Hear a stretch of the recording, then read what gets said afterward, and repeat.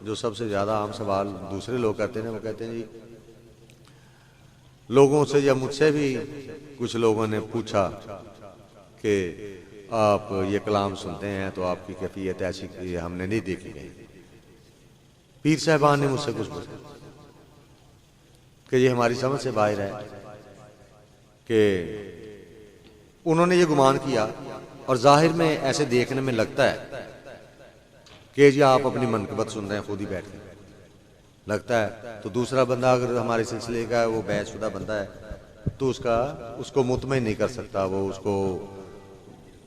नहीं कर सका तो वो सवाल आगे चल पड़ता है कि ये हमारी समझ से बाहर है, ये क्यों होता है ऐसा।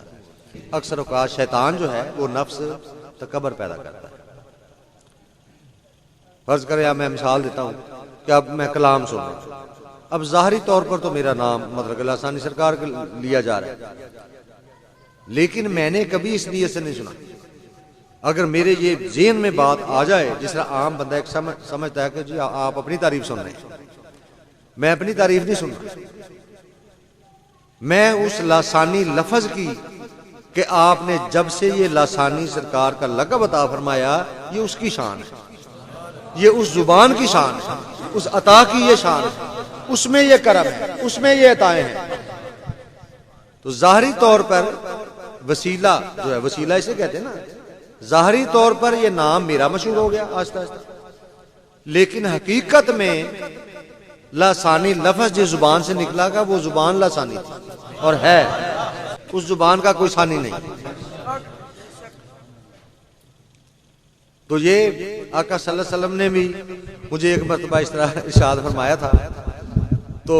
आपकी बारगाह में हाजिर था मैं, तो आपने जब ये इरशाद फरमाया लासानी सरकार के लक़ब के साथ, तो मैंने उस वक्त मैंने कहा मेरे आका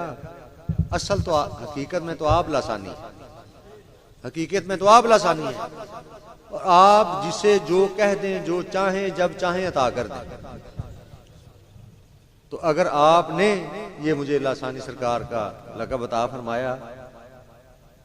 तो ये आपकी जुबान मुबारक का असर है, वरना रूए ज़मीन पर इतने मखलूक़ात मौजूद है, इतने मशाइख मौजूद हैं, इतने इतने मुजाहदे करने वाले लोग मौजूद हैं, औलिया कराम की कसीर तादाद मौजूद है। तो आपने उनमें से अपने इस फ़कीर को